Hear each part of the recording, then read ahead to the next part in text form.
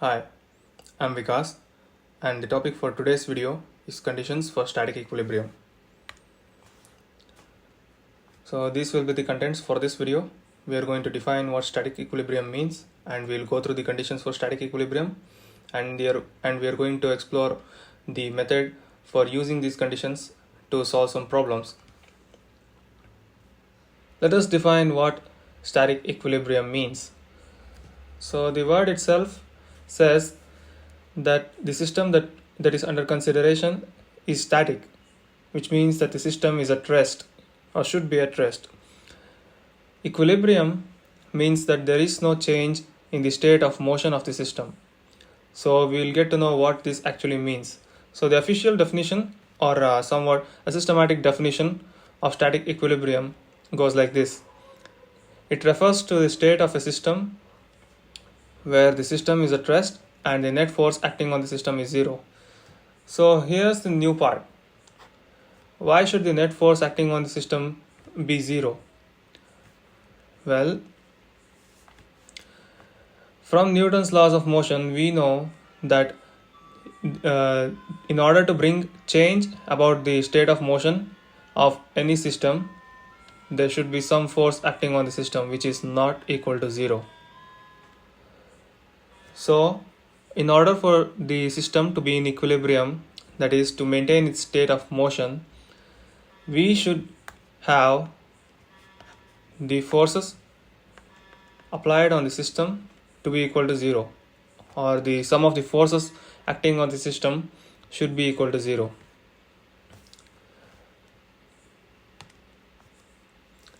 So now let us consider some real life scenarios or examples where objects are in static equilibrium.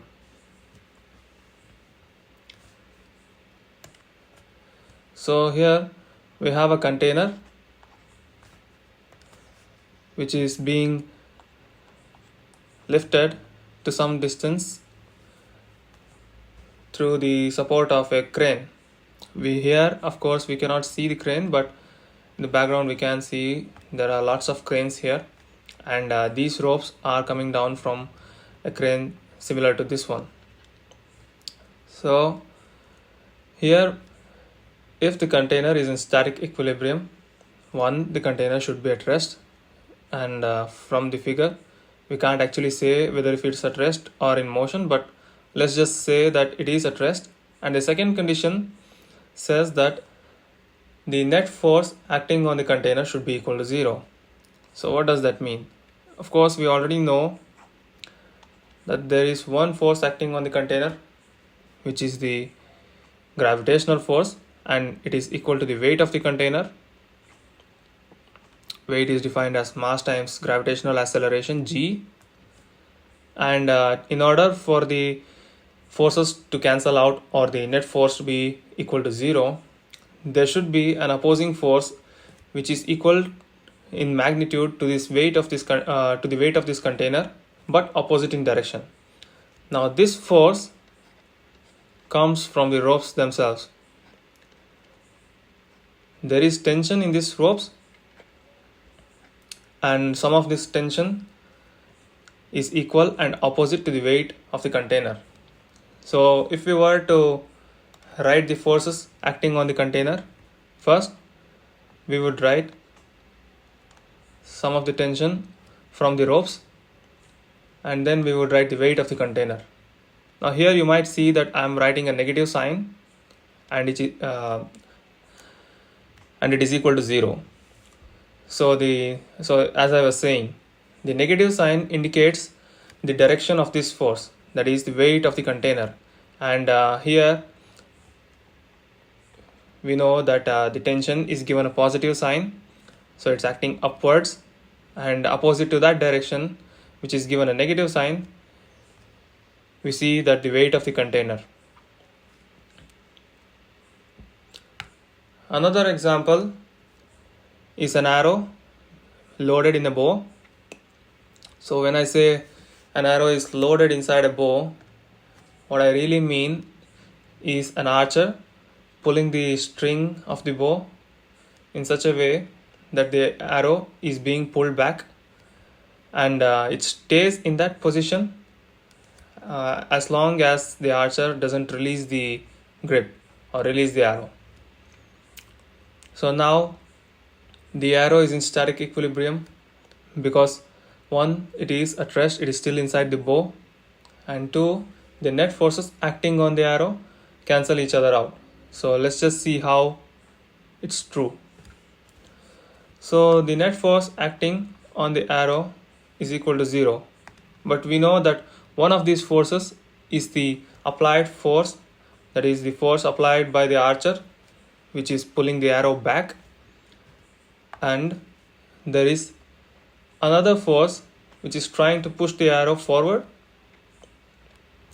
that is the elastic force from the stretch string, and these forces are equal in magnitude but they are opposite in direction, so hence they cancel each other out. So the sum of the forces along the x direction is equal to 0. So in the previous example we saw that the forces along the vertical direction are equal to 0. Now we see that the forces in the horizontal direction are equal to 0. Of course, there's still the weight of the arrow, but again it is cancelled out by the applied force, that is the archer is trying to hold the bow up with the arrow, so hence we have forces cancelling in all directions.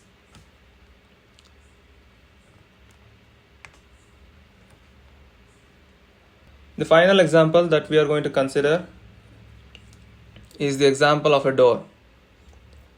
Imagine that you are applying some force at the knob of the door in this direction, trying to push the door out, but there is also your friend who is applying the same amount of force at the same point but in the opposite direction. So now you can see that the door isn't gonna open, it won't even close, it stays still, and it is in static equilibrium. So now imagine another scenario where you have slightly shifted your point of application from the knob of the door to somewhere at the midpoint. So now you are applying the same amount of force but somewhere at the middle of the door. Now you will actually see that even though the forces applied are equal in magnitude, your friend is able to close the door towards you. So why is that? Here the door is actually connected to this piece right here, that is the frame of the door, by something called a hinge. So now what is a hinge? A hinge allows for objects to rotate about it, so it acts as a pivot. So from a top down view we can consider this small round dot as a hinge, and from this dot we have this door. So the door rotates about this hinge. It either rotates counterclockwise or in clockwise directions. So for the door to be in complete equilibrium, it is not sufficient for the forces to be equal and opposite so that they cancel each other out, but there is also a quantity known as torque. Torque is responsible for rotation or change in its rotational motion. So torque is a vector quantity which is defined as the cross product of the position vector to the point of application from the hinge and the applied force. So here the torques generated by both the force, that is force applied by you and your friend, should be equal in magnitude and opposite in direction so that they cancel each other out. But as you can see, the distance from the pivot is actually different for both you and your friend. It is actually more for your friend and it's actually less for you. So let's just write a bigger R since the distance is bigger, small r for you. So we can see here that since R is bigger than small r, so the torque generated by your friend is actually more when compared the same with you. So even though the forces may be equal, there is also this distance that we need to consider while there are objects that are rotating about a point, or objects that are allowed to rotate about a point. So in order for the door to be in equilibrium, we just say that the net torque on the door should be equal to 0. So now let's just check out the conditions for static equilibrium. That is, what are the conditions that are required for an object to be in static equilibrium. So we really have just two conditions. That is, one for forces that we have briefly glanced over from the previous examples, and one for torques that we just considered in the example, like the previous example where the door was supposed to be in static equilibrium. So now, what does the first condition say? The first condition says that the sum of the forces acting on the system should be equal to 0. So from the previous examples, it is evident that for an object to have its motion, that is linear motion, to be unchanged, the net force acting on it should be equal to 0, because that would result in a 0 acceleration, and if the acceleration is 0, then its state of motion is preserved, at least its state of linear motion is preserved. So in order for this system to be in static equilibrium, to maintain equilibrium, we have to consider the forces on the system, and these forces should add up to go to 0. We should know that this single equation right here can be 3 equations for 3 different components, a component along each axis, that is a component along x, component along y, and a component along z. So what this equation really means is that the sum of the forces along each individual component should be equal to 0. If you are considering a 2-dimensional system, we require the forces along both the directions to be equal to 0, or they should add up to go to 0. If we have a 3-dimensional system, forces along the third direction should also be equal to 0, or they should add up to become 0. The second condition says the sum of the torques on the system should be equal to 0. Now again, similar to forces, torques are vectors and they add up in terms of components, and this one equation really means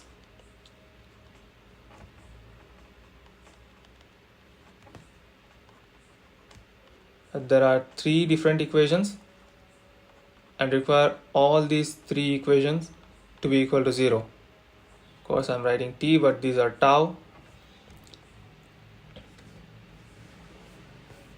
And we have to remember that forces and torques are actually different. Forces are responsible for change in linear motion of a system, but torques are responsible for a change in rotational motion of a system. Forces bring about linear acceleration and torques bring about rotational acceleration. Let us consider some applications now. Now here in the picture on the left, you can see that there is a gymnast who is trying to hold a gymnastic pose, and we can already see that there is one force acting on him which is opposed by the normal force that are being applied onto his hands at the point of his grip. So now what is a normal force here? So let's just define what normal force is. A normal force or normal reaction is a force offered by the surface. So let's just say that we have a horizontal surface, and on top of that there is an object. It might be a book resting on a table or some other object as well. So we know that there is the weight of the object that is pointing downwards. It's the force of gravity acting on it. So this force is opposed by another force which is pointing away from the surface, that is pointing perpendicular to the surface, which is opposite to the force of gravity in this case. So this opposite force is called the normal reaction or normal force. So since it is perpendicular to the surface, we call it normal force, and this is not always equal to the weight of the object. Sometimes when the surface is a slope, and if there is an object resting on it, you see that the force of gravity still points downwards, but now the normal force is pointing somewhere else, which is perpendicular to the surface, and it's not opposite to the weight of this object. So this is what a normal force is.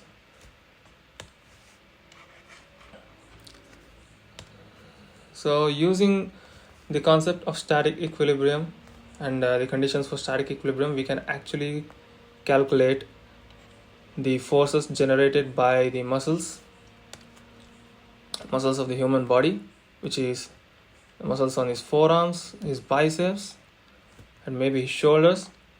Like whatever muscles that are involved to hold this pose, we can calculate each and every force that is generated by these muscles. So this field is called biomechanics, and it uses the concept of static equilibrium there in order to analyze the forces that the human body withstands or generates. Another application of the concept of static equilibrium and its condition is in finding the forces generated by these ropes. So we see that there is a bridge here, and of course at each part there is some force acting downwards due to the weight of this bridge. This is spread about evenly across the bridge, or maybe in an advantageous way. That is the design of this bridge.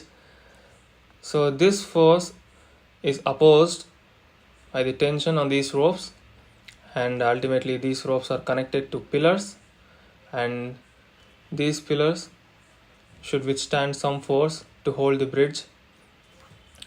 So knowing the conditions for static equilibrium, we can actually calculate how much force are required to hold this bridge up. So we can guess the number of cars that appear in any given day.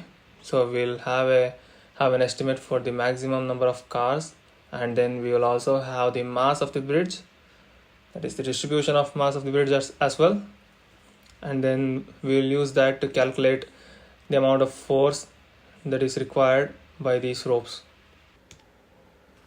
Let us go through some example problems here, and while we are looking at these example problems, we will not be aiming to solve these problems. I mean, we are not looking for the exact solution or exact value, but we are trying to understand a general method or general steps involved in solving these kinds of problems. So the first problem we have is where there is a signboard, and the mass of the signboard is given. So this is the signboard, and we know its mass. We also know the dimensions of these ropes. The signboard is attached by these two ropes, and these two ropes are then attached to a rod which is protruding out of a wall. And here we are asked to calculate the tension in these two ropes, the rope on the left side and rope on the right side. So in case if you guys are wondering from where I got this problem and the solution, so this is a part of my original work. I help students solve problems, and I clear their doubts as well. So this problem was given to me by one of these students, and he wanted it to be in French, and for this video I have translated it to English. So that is what we have here. So let us look at the solution here. The first part of this solution is very general, and it is not unique to these kind of problems, that is problems involving conditions for static equilibrium and their applications. So this is a very general step here, so we can just call it step 0 if you guys like. And the reason why I'm calling it step 0 is because it appears in every physics problem or solution. It makes it easy for anyone to understand the solution. So this part here is the given data. So whatever that is given in the question will be mentioned here or listed out here. And if there is any conversion required in the given parameters, like we know that this distance is given in centimeters, so we want it in meters. So all the conversion happens here, conversion of initial data, their units and all. So we want these two units to be in meters, just so that we can easily solve the problems using known laws without any conversion factors. So what do we have here? I will not be going through the entire solution for the next two examples that we will be considering. Because this is the first example that we are going through, I will be going over step by step. So we have the tension of the ropes in the first two lines. So I have defined the tension in both of these ropes. TR will be the tension in this rope, and TL will be the tension on the left side rope, and TR will be the tension on the right side rope. And I have listed out the mass, which was given to be 1.5 kg here. I don't have the complete question, but of course given data will actually help us know what was given in the question. And from this mass, I have calculated the weight of the signboard here. Then we also have this angle, which I have denoted here. So theta L will be the angle made by the left side rope with the rod, and theta R will be the angle made by the right side rope with this rod. So I have calculated both these angles using the given parameters here. So knowing these parameters, you can calculate this angle. And the next step will be to write a free body diagram. Of course, it is not written in this solution because the student already had given me that diagram. And as I said, we require a free body diagram here. So a free body diagram consists of information about the direction of the forces.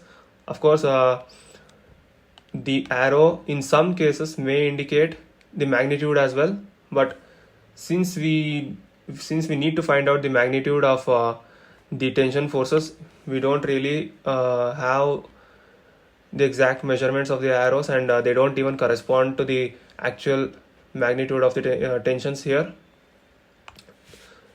So we just write a free body diagram which gives us an idea of the directions of these forces.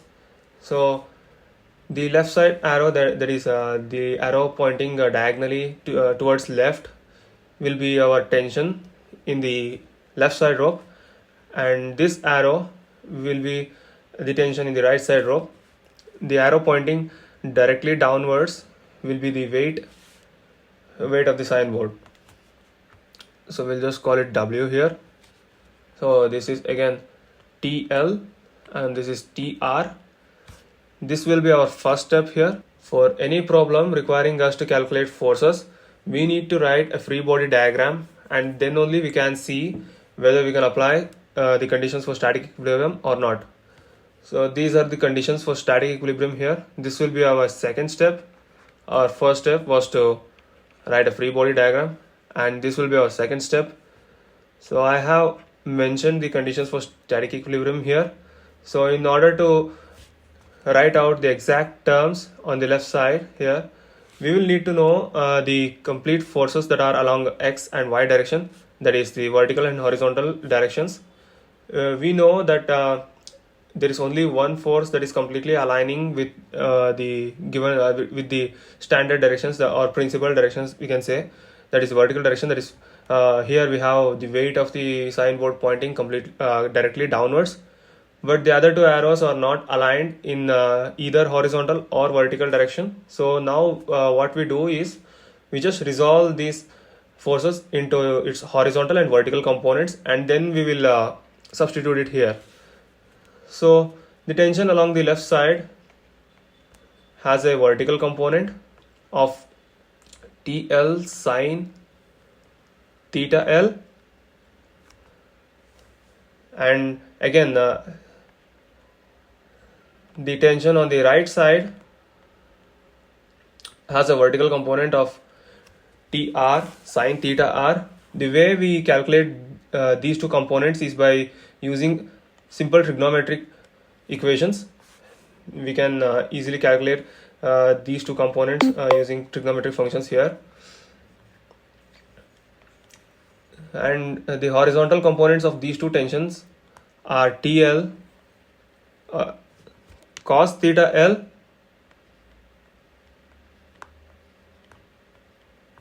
and TR cos theta R. That is the cosine of this angle here. So once we have found out the vertical and horizontal components, we can simply separate them and put them in these two equations. So the first equation, which have the horizontal components of the forces, will be written in this manner. This is the first equation here.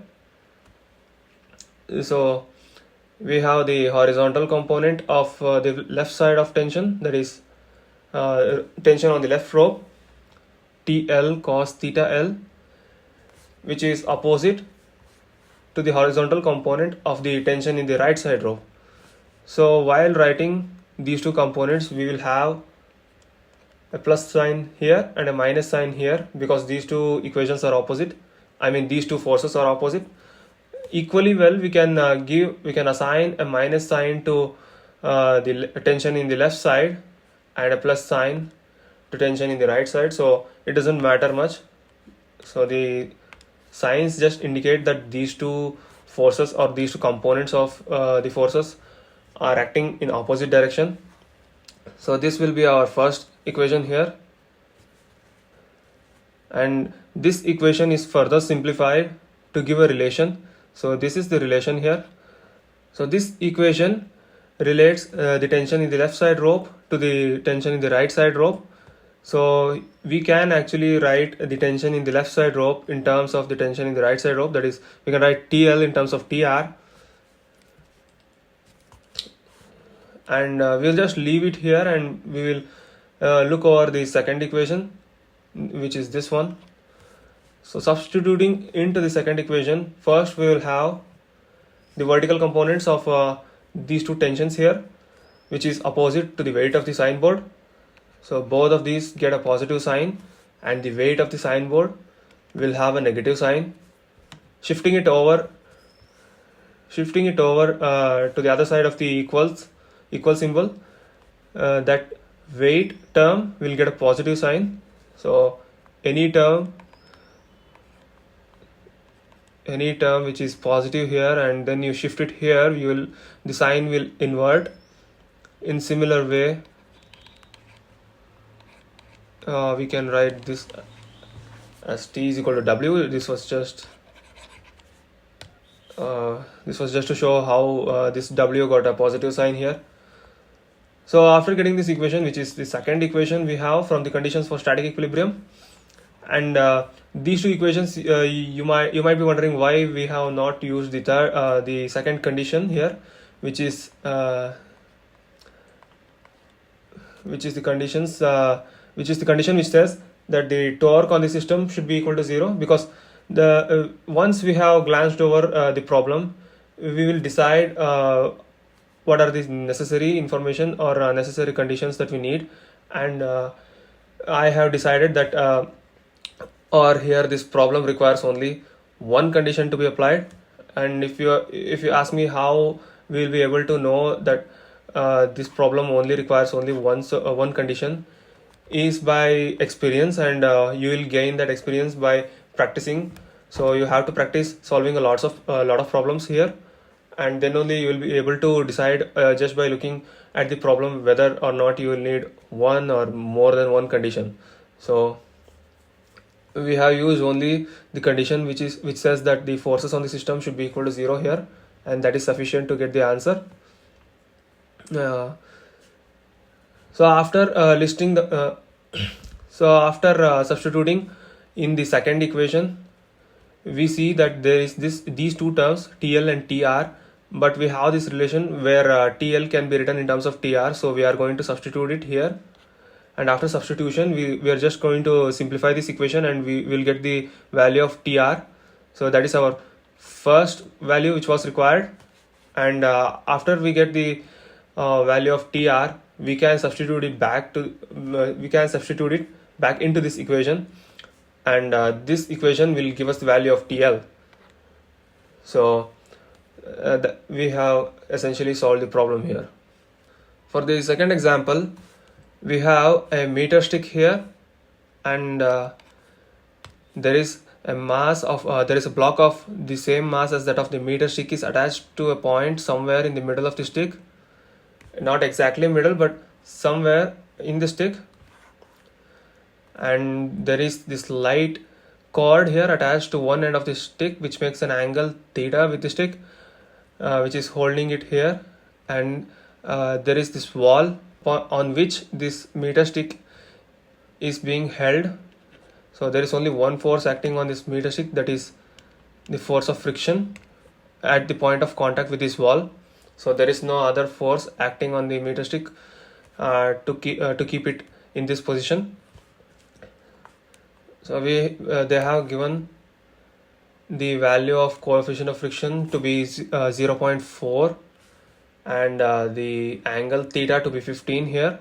We also have the mass of the meter stick and the mass of the block to be 100 grams here, which is 0.1 kg mass.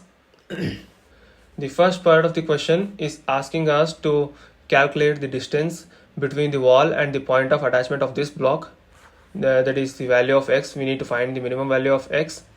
The second part of the question is asking for the magnitude and direction of the reaction force at this point, that is point of contact for this stick and this wall. So if there is any reaction forces at this point, we will have to calculate the magnitude and direction of this reaction force.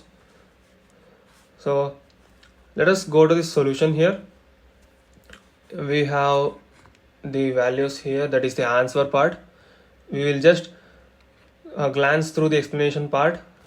You can always pause the video and go through it very slowly and carefully, going through each individual steps.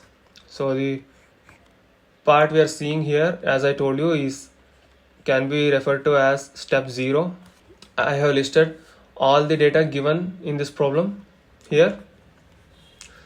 Similar to the previous example, the first step here is also to write the free body diagram. So here we have the free body diagram of the system. We can see the forces that are being divided into components, which will be very useful for us to write to go to the next step, that is step 2 will be to write the equations of forces using the conditions for static equilibrium. So once we know the conditions for static equilibrium, we will use it, or we will apply it to this system to write the equations of forces or equations of torques if needed. So this is the equation for horizontal direction, which is this one, and this will be the equation for vertical direction,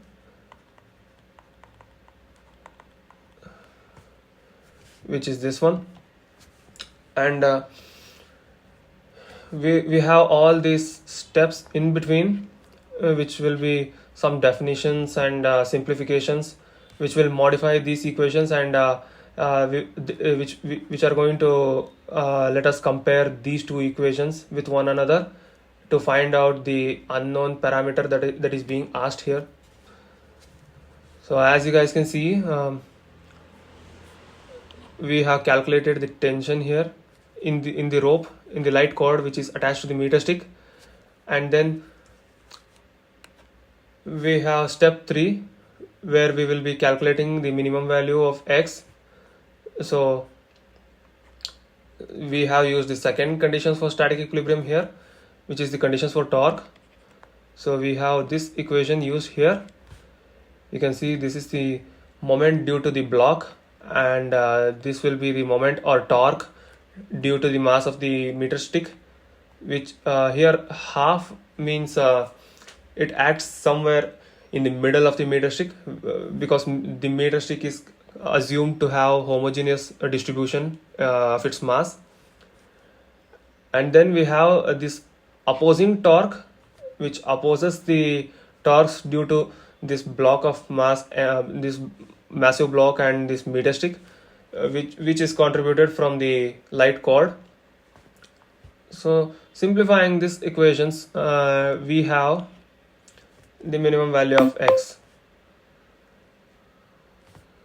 So then we have this fourth step, which is just the reaction forces calculated here. So these reaction forces can be calculated or is calculated in a similar way. We have all these equations here. So the only thing that is new here is just that these terms are substituted and simplified. So we have the magnitude of the force here, and then we have also calculated the direction from these two components, that is x and y component. So once you know the magnitude of the x component of a vector and y component of a vector, you can easily calculate the magnitude by using this formula. And then of course here x and y will be the x and y component of that vector.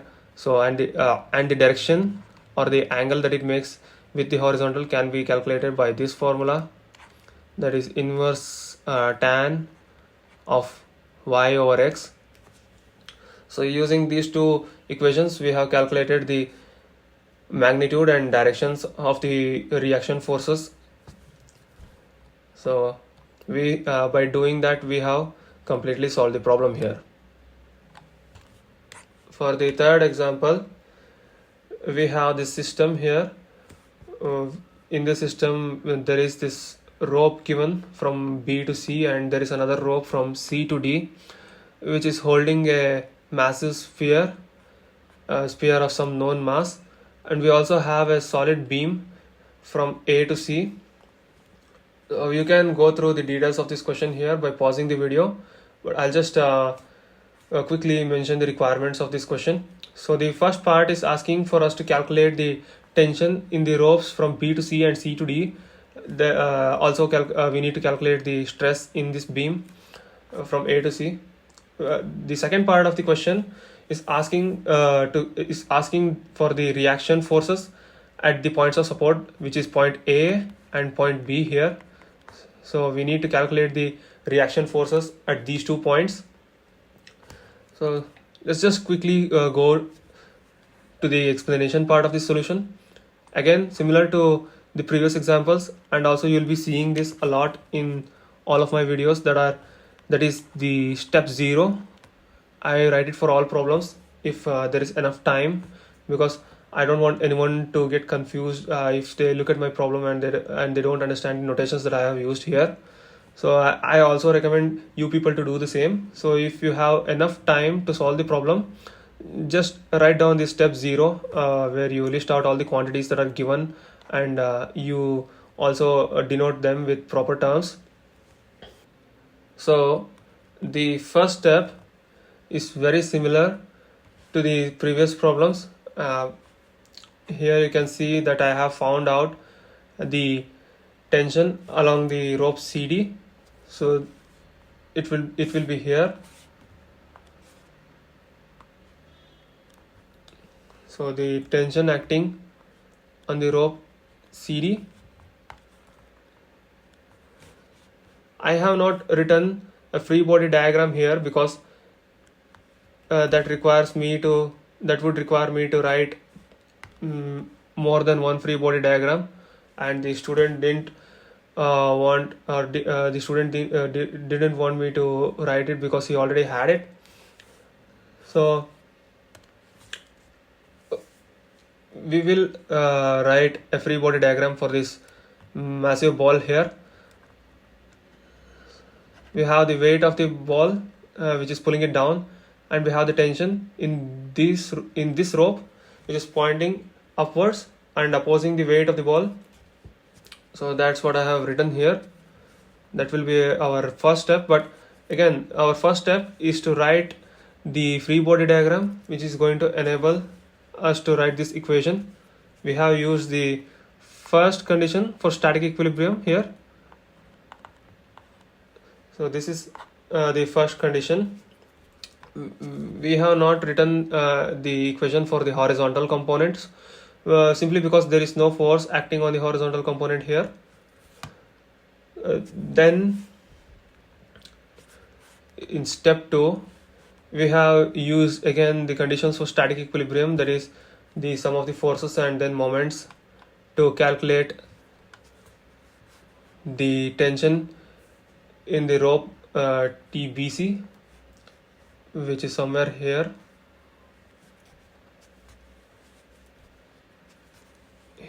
Here I have written the tension on the rope BC. Then we also have this stress on the beam AC. So all of them can be calculated by considering the forces acting at various points. So we have tension from the rope BC acting in this direction, and we also have stress acting on beam AC along this direction. We'll be making use of these angles here to calculate or to resolve these stresses and tensions into their components, which will make it easier for us to write the equations of forces along horizontal and vertical directions. So this is the horizontal equilibrium condition that I have mentioned here. So horizontal will be this equation, and substituting into this equation we will get this equation right here, and here I have mentioned vertical, so it would be this equation, which are both from the first condition.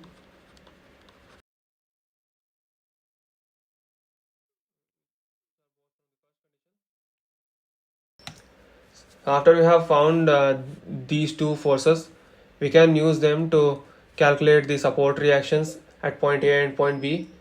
The horizontal and vertical components of the support reaction at points A are from FAC, and then which is the stress on the beam AC. The support reaction at point B, the vertical and horizontal component of the support reaction at point B is calculated from TBC, which is the tension in rope BC.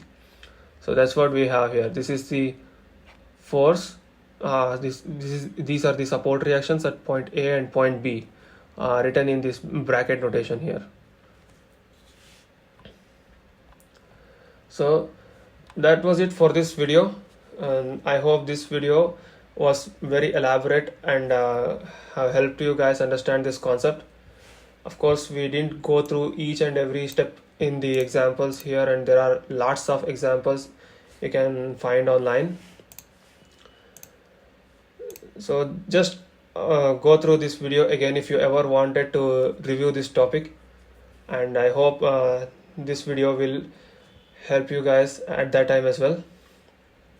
Thank you for watching my video. I hope to see you guys in the next one.